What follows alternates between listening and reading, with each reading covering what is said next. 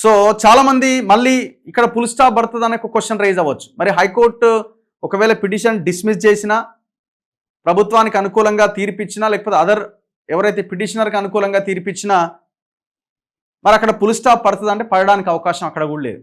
ఇమీడియట్గా ఏం చేస్తారు, ఒకవేళ గవర్నమెంట్ అక్టోబర్ 8 రోజు గవర్నమెంట్ గెలిచింది అనుకోండి, పిటిషనర్ ఉన్నాడు కదా, పిటిషనర్ ఎవరు, మాధవరెడ్డి, ఈయన ఖచ్చితంగా సుప్రీంకోర్టుకి వెళ్తాడు.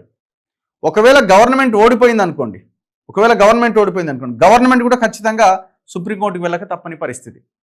అంటే ఏ జడ్జిమెంట్ వచ్చినా అక్టోబర్ 8వ తేదీన కూడా మళ్ళీ సుప్రీంకోర్టు తలుపు తట్టక తప్పదు.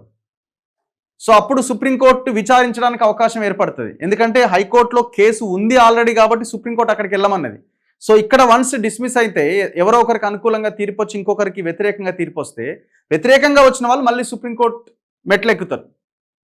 సో అంటే ఈ కథకి ఎక్కడా కూడా ఎండ్ కార్డ్ ఈ ఇంత త్వరగా పడే అవకాశాలు అయితే కనబడట్లేదు. చూడాలి మరి ఏం జరుగుతుంది ఏంటి అన్నది. మరి కొద్ది రోజుల్లో దీనిపైన క్లారిటీ వచ్చే అవకాశం, అక్టోబర్ 8తోనే క్లారిటీ వస్తుందని అయితే నేను అనుకుంటలేను. చూస్తూనే ఉండండి మన తొలి వెలుగు.